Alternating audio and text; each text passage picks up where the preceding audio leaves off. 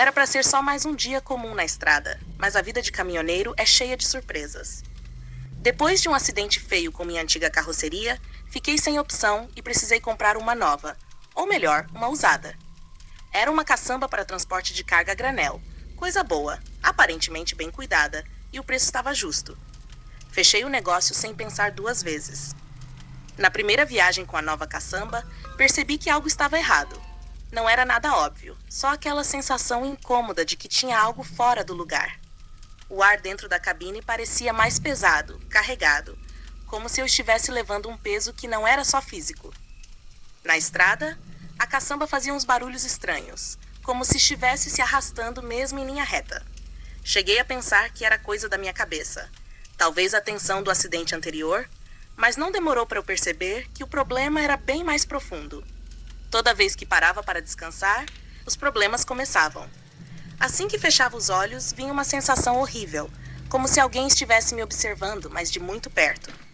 Eu acordava no meio da noite, suando frio, com a sensação de ter ouvido vozes, murmúrios que se misturavam com o barulho do vento.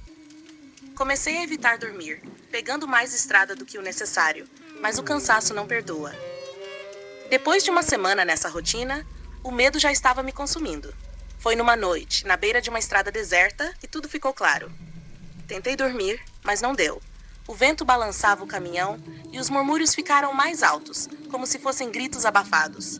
Acordei com o coração na boca e foi aí que vi algo que me deixou apavorado. O espelho retrovisor da cabine estava embaçado, mas não por causa do clima. Vi nele sombras, vultos de pessoas, muitas pessoas se amontoando atrás de mim. Era como se estivessem dentro da caçamba, tentando escapar, mas presos em um lugar que não era mais deste mundo. Os rostos eram contorcidos, cheios de pavor, e os olhos eram vazios, como se todo o resto de humanidade tivesse sido drenado. Desci do caminhão tremendo. Abri a tampa da caçamba, só para ter certeza de que não estava ficando maluco. O que encontrei foi um vazio que parecia mais profundo do que deveria ser. Mas o que me deixou realmente sem chão foi o que descobri depois. Dias depois, conversando com um colega, soube da história daquela caçamba. Antes de ser vendida, ela tinha sido usada para transportar os corpos de um acidente horrível, onde um ônibus lotado despencou de um penhasco. Ninguém sobreviveu. A caçamba carregou as vítimas até o necrotério, e parece que nunca mais foi a mesma. Depois de saber disso, as coisas fizeram sentido, mas também ficou claro que não podia continuar com aquilo. Tentei de tudo, fiz até umas rezas que minha mãe me ensinou quando eu era pequeno.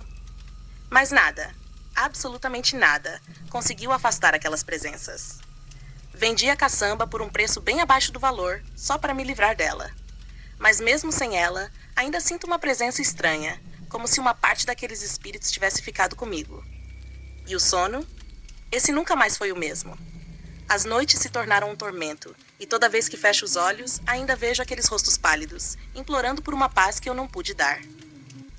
Se você gostou dessa história e quer mais relatos sombrios das estradas, não esquece de curtir, seguir, comentar o que achou e compartilhar com os amigos.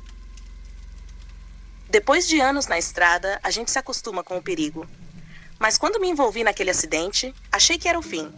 Um carro invadiu minha pista numa curva fechada e, antes que eu pudesse reagir, já estava de cabeça para baixo com o caminhão destruído. Por sorte, saí vivo, mas a cabine, essa foi pro ferro velho. O seguro cobriu a restauração e em poucas semanas recebi meu caminhão de volta.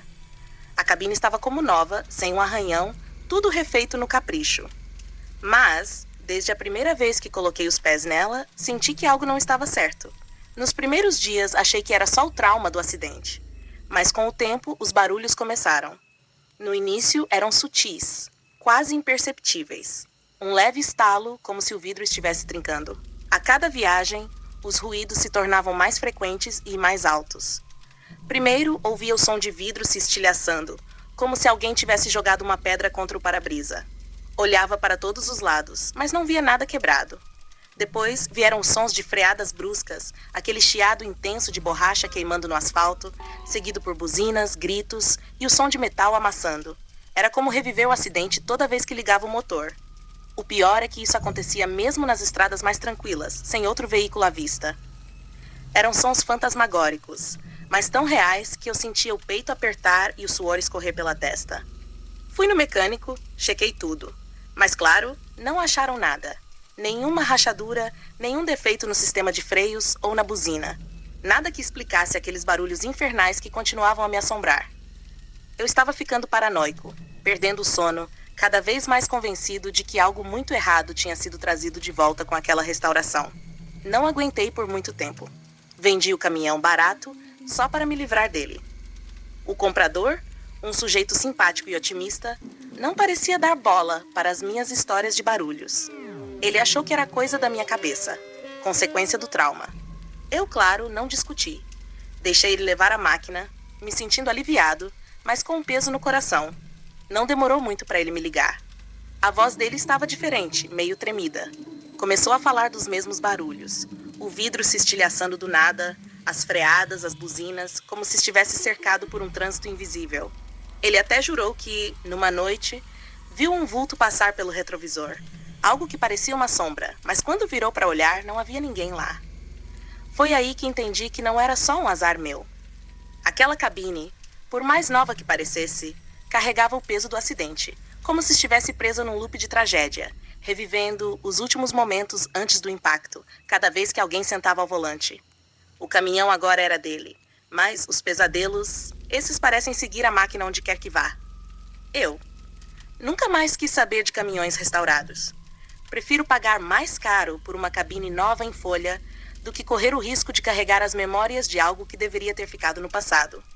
Porque algumas coisas, depois que quebram, nunca mais voltam a ser o que eram. E quando voltam, às vezes trazem algo a mais.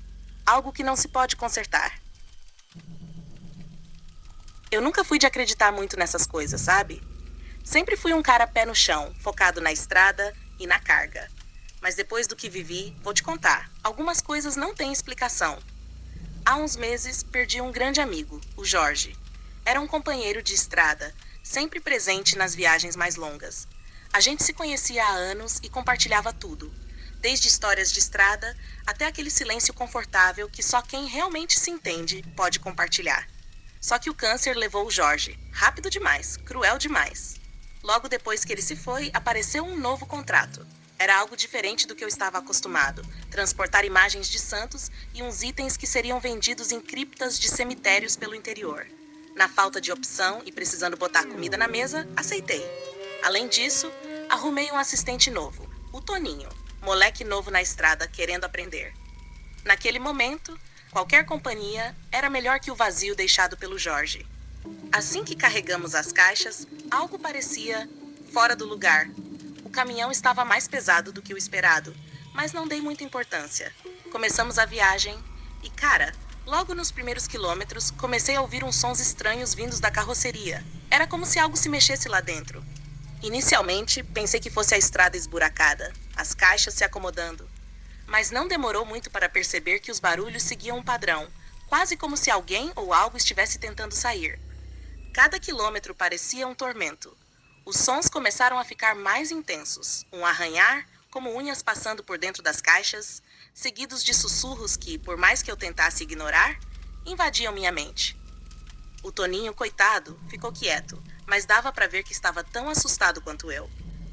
O rádio não ajudava, a música era cortada por chiados estranhos, como se a própria estrada quisesse me alertar de algo. Quando finalmente chegamos ao destino, já estava exausto. Descarregar aquelas caixas foi um alívio, mas foi aí que as coisas ficaram realmente bizarras. Resolvi dar uma última olhada nas caixas antes de entregá-las. E foi quando vi. As imagens que antes eram de santos estavam com os rostos distorcidos, quase irreconhecíveis. Olhos vazios, bocas abertas em gritos silenciosos. Eram rostos que me encaravam, não só com desespero, mas como se soubessem algo sobre mim, algo que eu mesmo não sabia.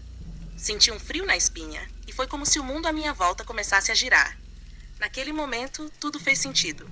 O Jorge, o câncer, a carga. Era como se de alguma forma aquilo tudo estivesse conectado. Talvez ele estivesse tentando me avisar. Talvez aquelas almas perdidas nas imagens fossem um reflexo do que eu estava me tornando, sem ele ali. Entreguei a carga e saí de lá o mais rápido possível. Não sei dizer se aquelas visões foram reais ou fruto da minha cabeça cansada. Só sei que, depois daquele dia, nunca mais aceitei um contrato que me levasse de volta àquela estrada. E o Toninho? Nunca mais voltou a rodar comigo. Dizem que ele teve pesadelos durante semanas. Bem, ainda escuto aqueles sussurros nas noites mais silenciosas, como se algo ou alguém estivesse me vigiando. Obrigado por ter ouvido essas histórias. Se gostou, curta, siga o canal e compartilhe suas próprias experiências sobre fenômenos sobrenaturais nos comentários.